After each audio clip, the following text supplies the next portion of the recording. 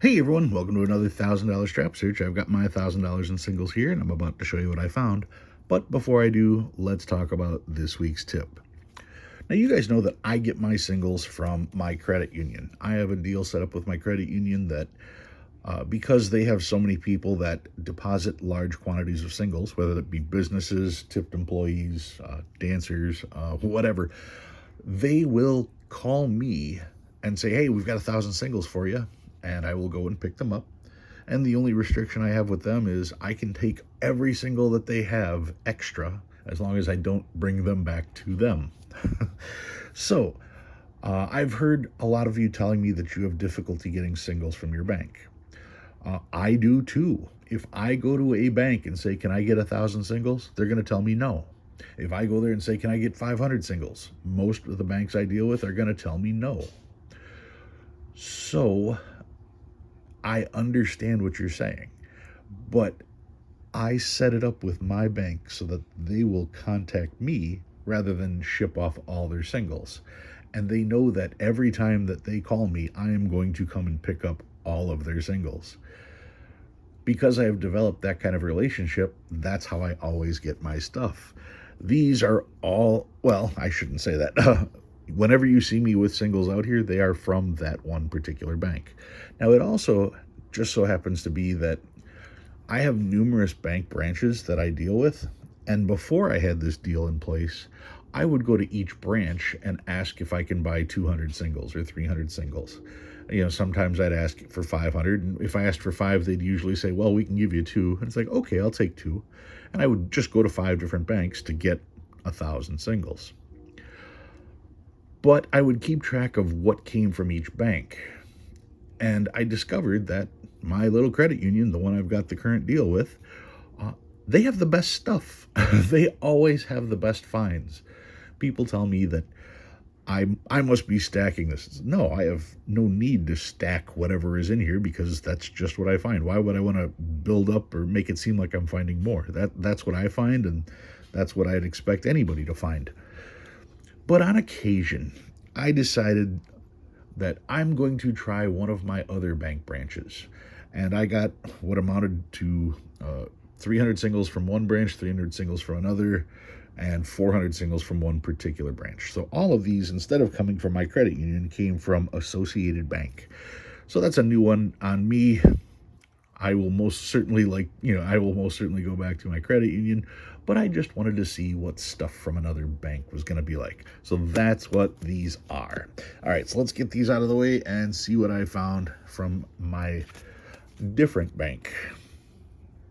Starting off, what do we got here? This was an interesting note. Some people call these tombstone notes. It was 1944, 1945. I've heard these also called step notes. This isn't worth anything. I'm sorry. People are going to tell you it's worth something. No, it is not. But I thought it was neat because if it was 1944, 1944, that would be a repeater. Or if this last four here was a 5, then it would be 1945, 1945. That would be, worth something. But this is it's almost a repeater, but it's not. What is almost worth? Almost is worth nothing. That's why when it's not almost, it actually has value. This is almost a repeater, so it's almost worth money. Let's see. This was interesting because look at the date, 2017A. We're already well into the 2021. Look at the condition of the note. Definitely circulated, definitely gone through some stuff. But it was right next to this one. These are consecutive notes that have been spent together since they got put out. So I'm not saying that they're worth any money. I'm just saying it's interesting finding two circulated consecutive notes. Oh, wait a second. No, they're not. They are, but they're not. 464, 196, and then 31 on top, 32 on the bottom. But they're from different Federal Reserves and different blocks. Wow, that's pretty interesting to see these two together like that, because I thought they were just consecutive notes that remained together when I was looking at the serial numbers. I didn't pay attention to the rest of it. That's kind of interesting. I have no way to narrow down finding these, the pairs for these, but that was neat. Maybe I'll hold on to it for a little while just because I find it neat, but it's not worth any money. Let's at least be clear on that. All right, I found a note that people decided to write all over. 12, all us. All our freedom. I don't know what that says. Let's see. Devante something. All our cocaine in. And all our cycles. All our nights. Okay, so this is a modern day equivalent of a short snorter. Or just a note that a bunch of friends got drunk on and wrote all over.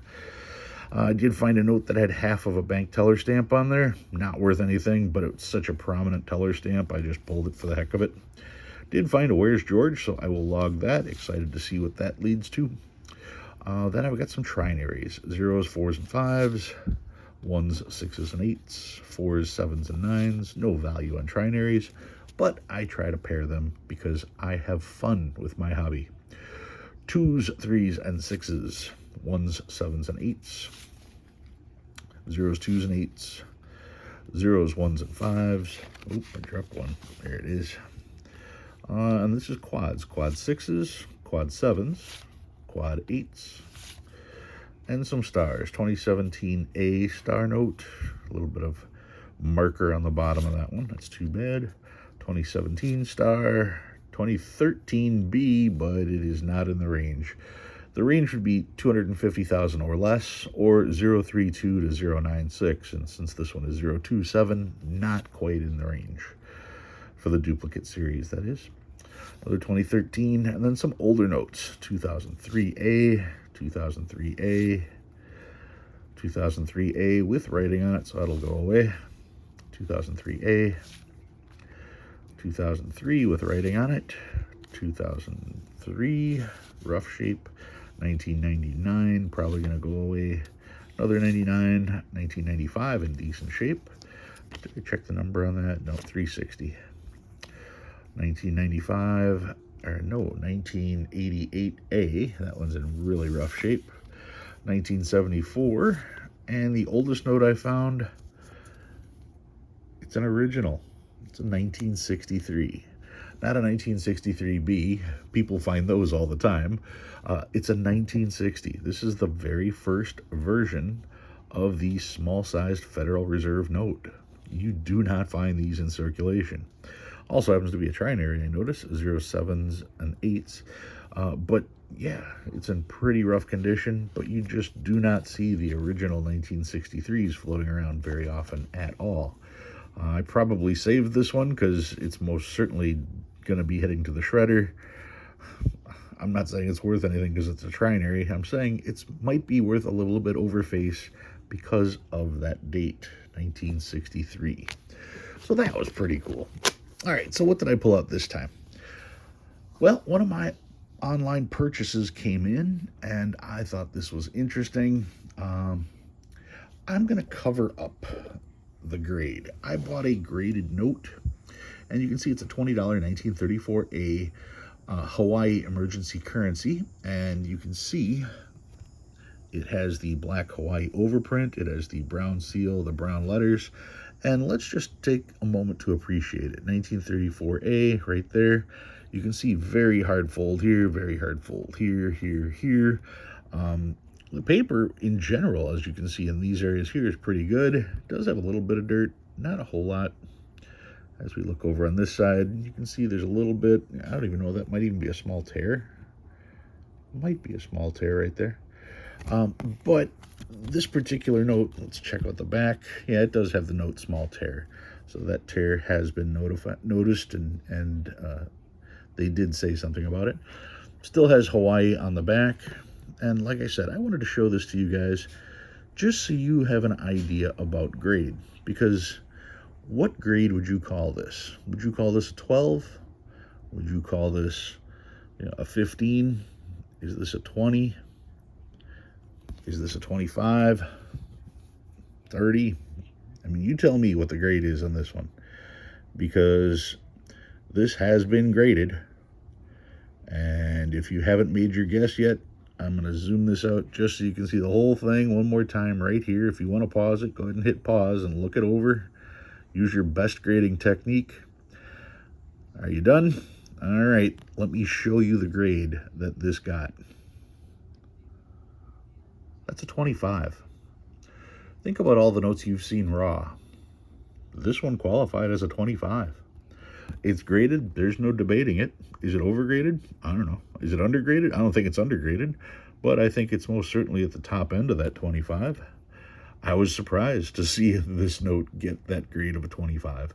But that just lets you know that because it has this hard fold here, here, here, those are only 4 folds. And when you look at some of the other stuff, I mean, the note overall is just not really that bad. If this note was not in the holder, it would be very easy to try to negotiate a 10 or a 12 price on this.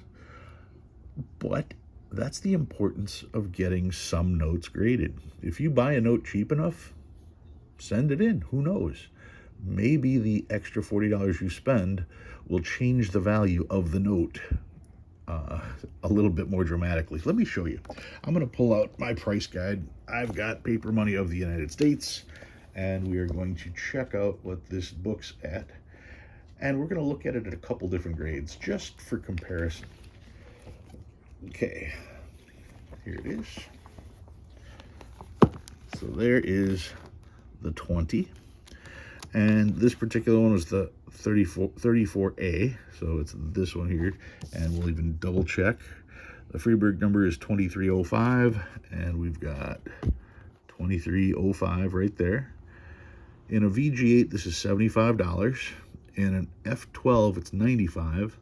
And in a 20, it's $200. Now, it's interesting because right here, they list a 40 at $175, and that's a typo, because if you look at all the other ones, those are all $300. I bet this one is supposed to be $275, not $175. So, well, actually, it could be $275, it could be $375. Choice on circular, you're talking $450, so that's probably supposed to be $275 there, because the 200 here matches the 200 here.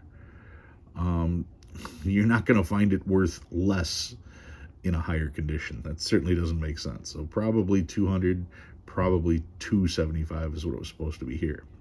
Okay, but if you bought this note for $95 and then spent the $40 to have it graded, you've now got $135 invested in it, and it came out at 25. Well, a 20 is 200, and if that's 275, what's, halfway between 200 and 275 is going to be about 240, so you're talking $220 on this note. So yeah, spending $95, plus the 40 to grade it, gave you a note that's now $220, and it's pretty hard to argue with that price point because that's how it graded. So yeah, if you find notes that are questionable in lower grades, well, maybe you should consider sending it in. Now, keep in mind the different price ranges. For instance, if you think the best that's going to happen, like this first note here, if you buy it for $110 and you think the best hope is to get it to grade a 20, well, it's going to cost you $40+ to get it graded. So if you add the 40 to the 110, now you're already at the 150. And what if it doesn't grade 20? Well, now you've lost money. So make sure you've left yourself enough room. Don't just send out every note for grading. If you find a note that's kind of special, you think you got a real good deal on it, just maybe it might be worth sending in for grading, just so you can get something like this. I did not send this in. I found this note online at a decent price, so I picked it up. And who knows, maybe this will be in one of my future Buy It Now sales. All right, guys, if you learned anything new, go ahead and hit that like button. If you like what you see and you want to see more, please subscribe. Love reading all your comments. Guys, thanks for watching. I'll see you next time.